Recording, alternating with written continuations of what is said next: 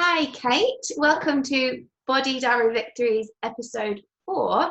Thank you for joining us. Ooh, episode 4. Yeah, Excited. I had no idea. yeah.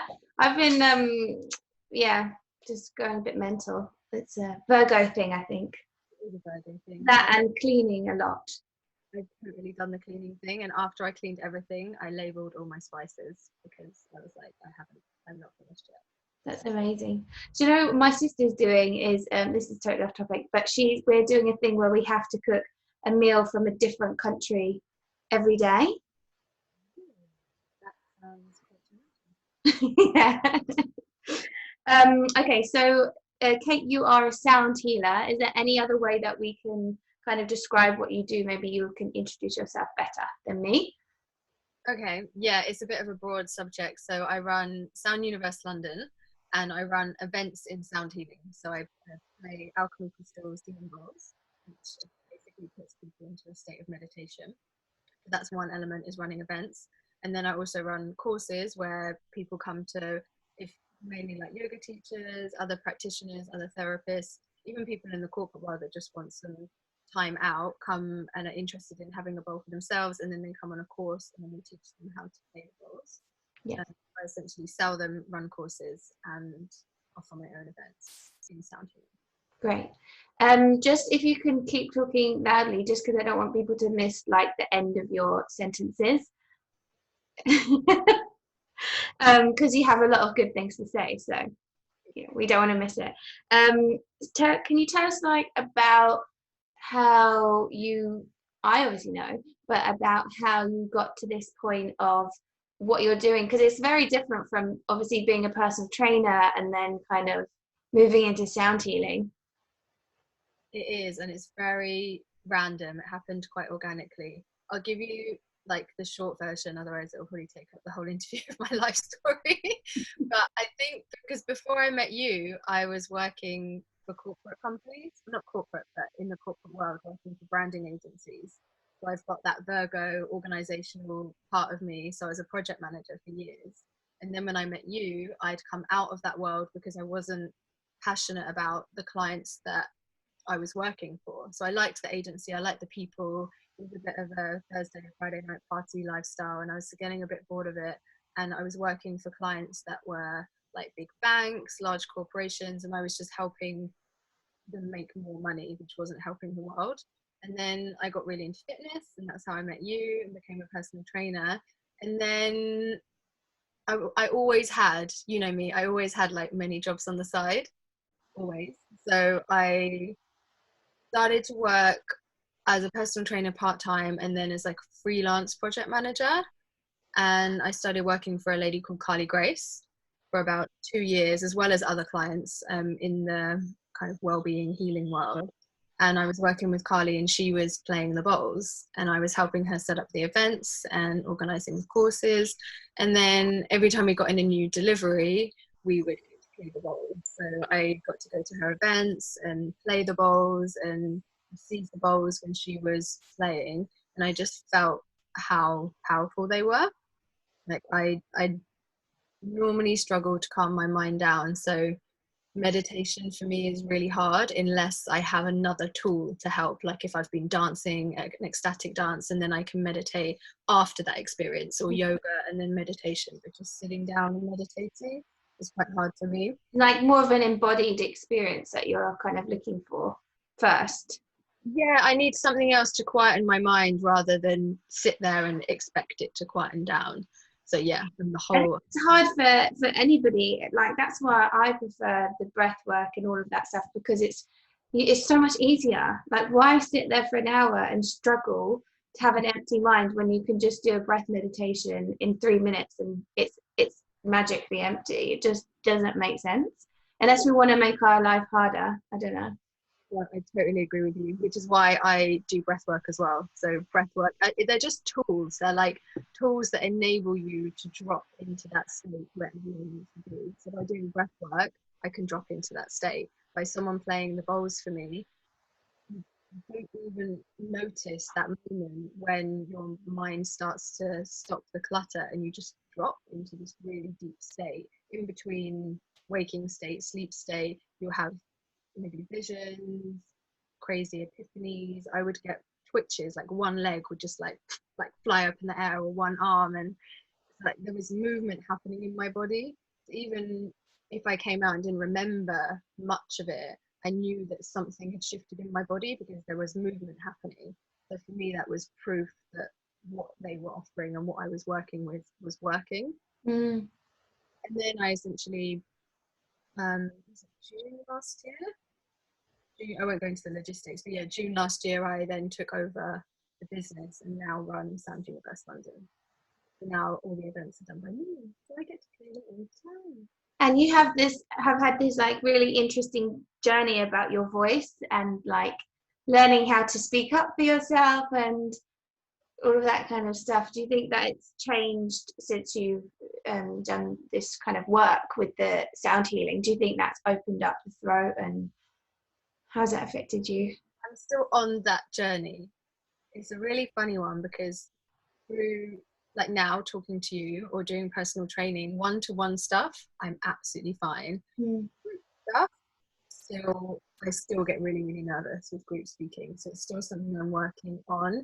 And even by playing the bowls, initially when I first started doing events, I would keep the talking part like a bare minimum, because then when I'm playing, I don't mind. I'm in this flow and I'm not talking.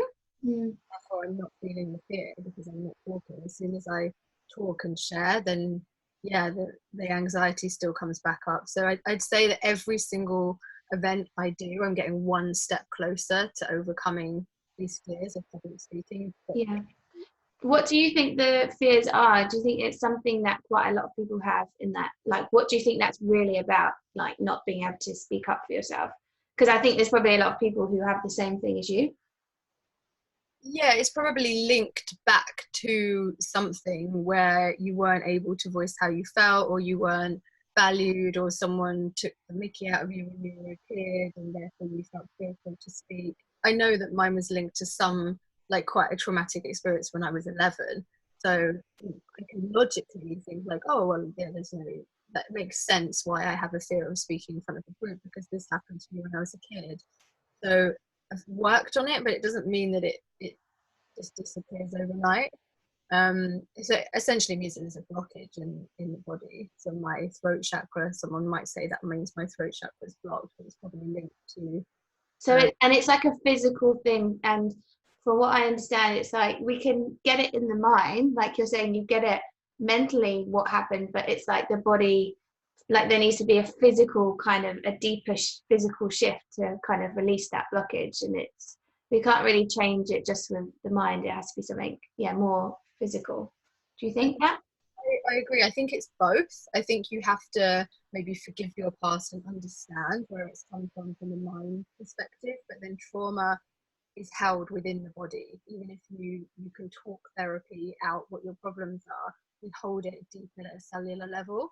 So like animals, when an animal gets hit by a car, they will just shake, vibrate, and their whole body just shakes off that trauma, and then it's gone, and then they go and live their lives. Whereas us, something will happen in the playground, or something our parents will say, and we don't process that because we don't shake like a crazy person, and therefore we hold that trauma in our body. So I think until we work on releasing that trauma from the body, then maybe it won't fully leave our body. And so these bowls that you use for the sound healing, they can essentially help to do that.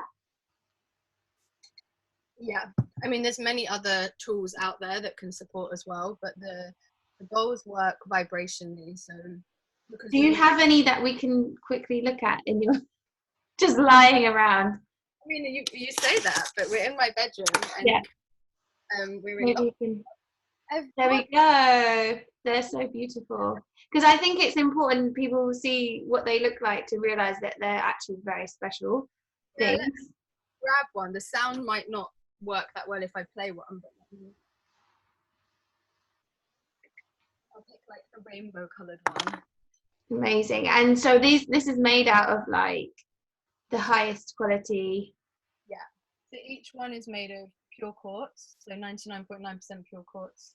And then they're infused with other gemstones, metals, or minerals. Maybe if I just chime this, you can just get So this is a sea bowl, so this relates to root chakra. I mean, it looks pretty, but it looks good though. It's nice to see what you do with them. Yeah. They're made of pure quartz, which is in watches, computers, like it's a large, like it's a good component for energy transmission. And then they're infused with other gemstones, metals, and minerals. So every bowl, let's see if I can explain this clearly. Every bowl carries a different frequency, which will resonate as a different sound. Each sound kind of targets and works with a different area of the body. So that's why these bowls are labeled. The notes are labeled so that they relate to the chakras or energy centers of the body. And because they also contain metals, minerals, or gemstones, each of those has a quality as well. Like we have our crystals that we love, like citrine. This will I have that one, yeah. Citrine. So this helps with abundance, actually, doesn't it? I think. Yeah. So like this has a quality. So if you play the frequency, the sound of this, the information and like the data will get absorbed by the body. And I think the difficult thing is we always think it has to go through the mind, that data. So it's like, well, I don't really get how that, but it kind of bypasses the mind. It's like on a different kind of frequency to the thought processes, isn't it? It's the same with mantra as well. You don't have to understand what the mantras mean because it's something beyond the mind, and you're just absorbing. And that's where I think with particularly things like sound healing is you have to just experience it. You'll probably feel the call to try it out, or somebody will show you, but it's a physical experience, like all this other stuff. So like you said with a mantra is a sound, and the singing bowls, like everything, we're affected by sound and our body absorbs sound. So by me playing a bowl that relates to the root chakra, because we're made up of over 70% water, it vibrates.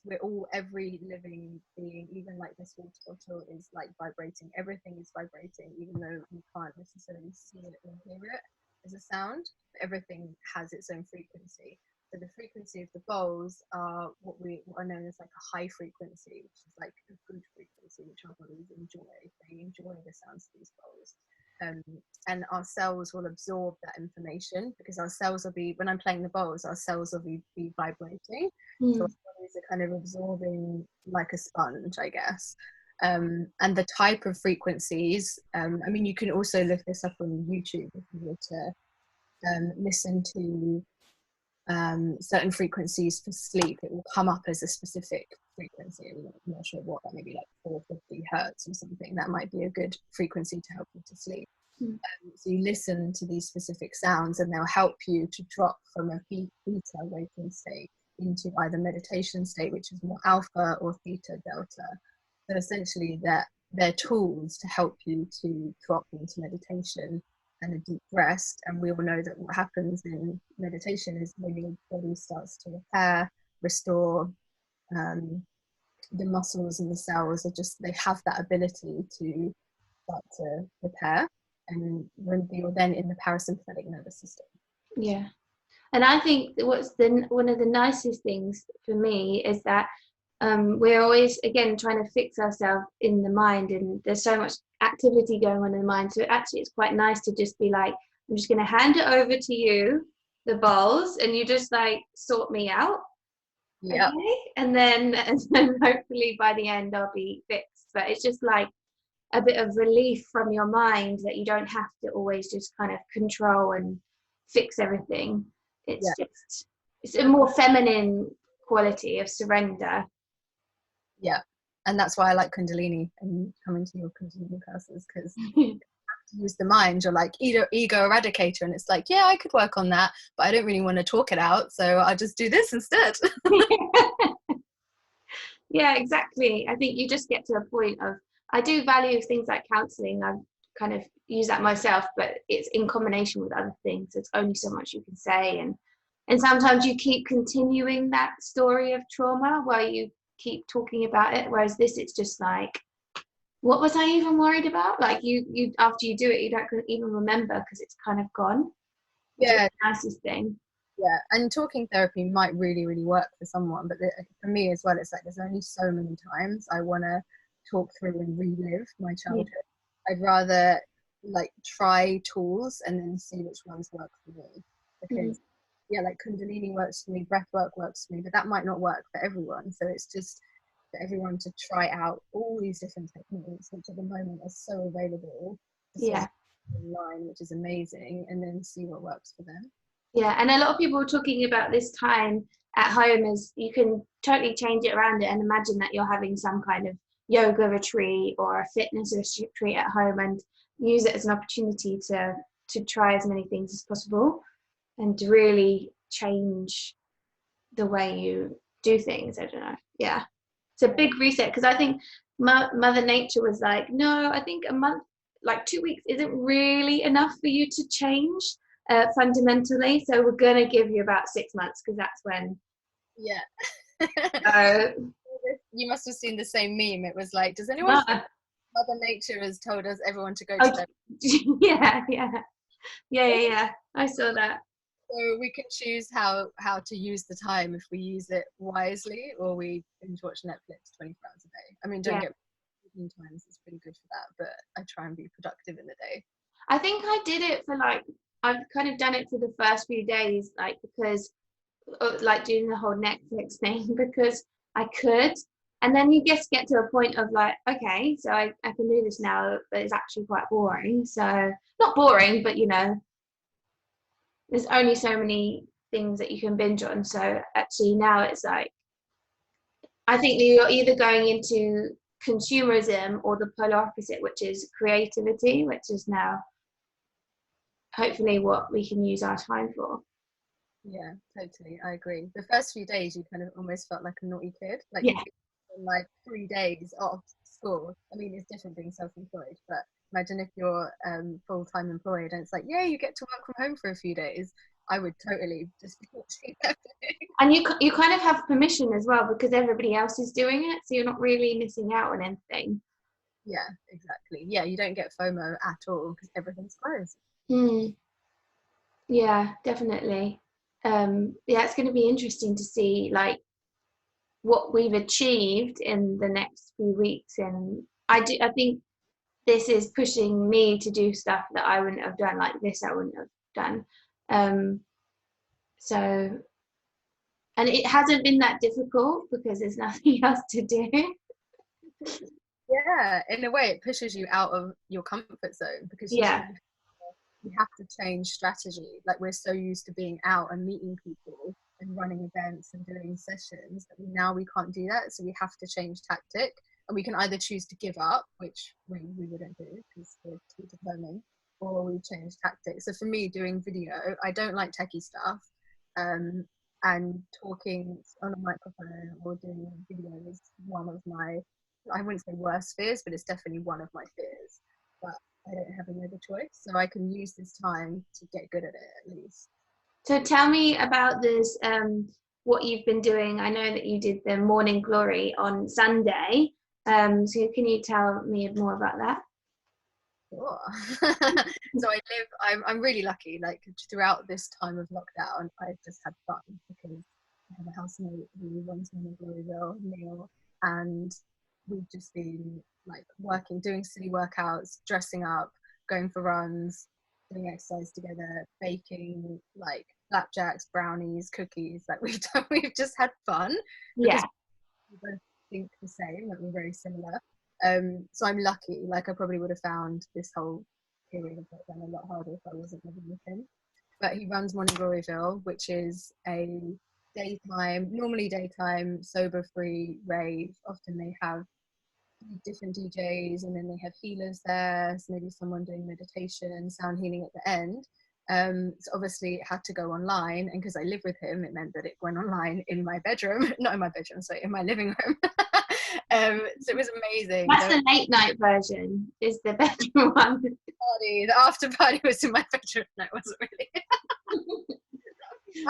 Maybe we should have that next time of like, because you can enter different rooms. So there was almost 1,000 people online. So room 1 was the main rave, and then you could enter into the wellness room, which was room 2, where they had a girl teaching like a dancey flowy class, and then there was a drumming guy.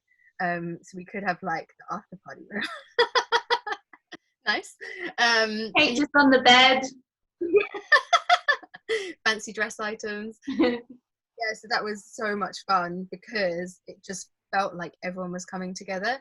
So everyone was fancy dressed. There were kids running around in like ridiculous outfits, parents running around, and everyone like got out the most random objects, like inflatable toys, like spatulas, people like hitting spoons together, like being really creative, like finding whatever they could to make their house into like something a bit different. And everyone was on screen, so there was about just shy of 1,000 people, but whoever was doing the techie bit on the other side kept spotlighting. So imagine there's 50 people on screen now. They kept spotlighting during different tracks. That's so cool. I was getting excited seeing all the different people on screen because I'd see people that I know, see friends. My mum was there in reindeer ears. Cute. In her living room. It was so nice. So that was just amazing, just to feel all of these people come together. But there was so much love and joy and crazy dancing and silliness, and yeah, it was amazing. So that's going to be every Saturday, is it? Yeah, so it was Sunday, and now they're arranging it for every Saturday. So it will be. What time is that? Either 10 till 1 or 11 till 1. The link in a couple of days. They're literally arranging it now because the feedback was so good from Sunday. Everyone said, "Can you do it every week?" And they're Right. like, "Okay, then." I'm like, "Great, party in my living room every week." See, this is what could come out of it. Going forwards, this keeps going, and it makes it more accessible to people who want to do this. Because I think this kind of Morning Gloryville is like it's like freestyle dancing. It's a way of expressing yourself. It's a healing thing. There's no alcohol involved.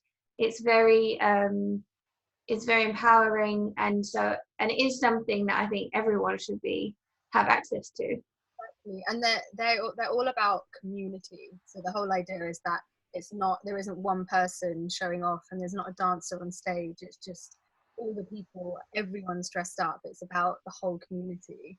And having it online meant that my mum could join. She wouldn't come in person. My friend in Switzerland and her kids signed on. Claire in Australia was online. So it was just, yeah, I got even more excited seeing friends on screen than I would. It's like, it felt like you were giving everyone a big hug. Yeah, I would sign in just to watch you and Neil singing in your costumes. Dial in next week, you'll see us. Brilliant. I will. I'll try to sign in next week. So we can, if we want to join that, then I'll put the link. You can send me the link, and I can put that below. Yeah, for people to turn up. It should be live by tomorrow. So yeah, that'd be amazing. And is there anything else that you're offering to people in terms of sound healing at the moment? Online sound healing or support, or what's going on? Yeah, I've been doing some filming at the moment to see how the bowls are like on audio. So doing them on Zoom is not that great. So I've just looking at the technical side of things at the moment. So I recorded one YouTube video. I'll share that with you to send around. So that's just a free 25-minute guided meditation by Neil, and then I was playing the bowls. I've got a breathwork and sound healing workshop coming up this Friday. I can send the link to you, and then we're gonna, because a few people have booked already, I'm gonna keep the link as it is online, but make it donation based. So if you're struggling, like I am self-employed, you don't have to donate anything, because I completely understand. But we're gonna do donation based, and then probably next week I will do an online sound healing as well. Amazing. And it's like the sound healing is so deeply like relaxing for the nervous system. If you can't switch off your brain, it's just a really good way, isn't it, to have a reset and bring you back to a really good baseline. Even to like listen to it every morning or every evening before you go to bed. Yeah, it's perfect for either, yeah, like a morning meditation or before bed, but it really helps to ground your energy. So most people right now are going to feel a little bit scared, and if they're not feeling scared, maybe at some point they might have felt scared when they speak to someone in another country that tells them how bad it is or watches the news.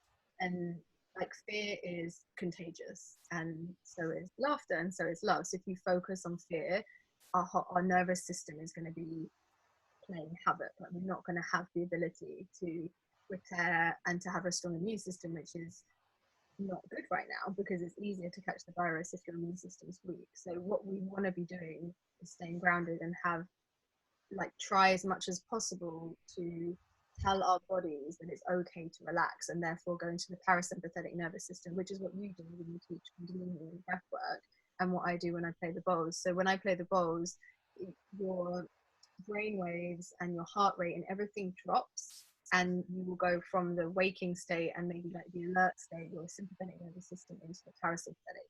Your body totally relaxes, and that's when healing can take place, or just deep rest. It's nothing else, just deep rest.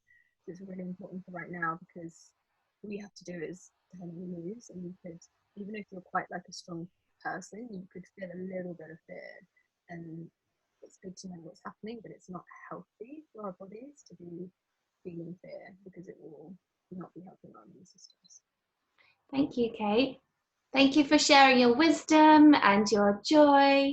And I will put all of the information below so people can join either Morning Glory or listen to some of your sound healing, or even just get in touch if they have questions about sound healing, or, bowls and things like that. So, yes, I hope you had fun. Yeah, I did. Nice to talk. And again, we can chat more, and maybe do a part 2 if we have nothing else to do. Yeah. Oh, I guess if it has questions from watching this, then yes, good idea. Yeah, I'll put that. Brilliant. Thank you, Kate. I'll speak to you soon. Bye.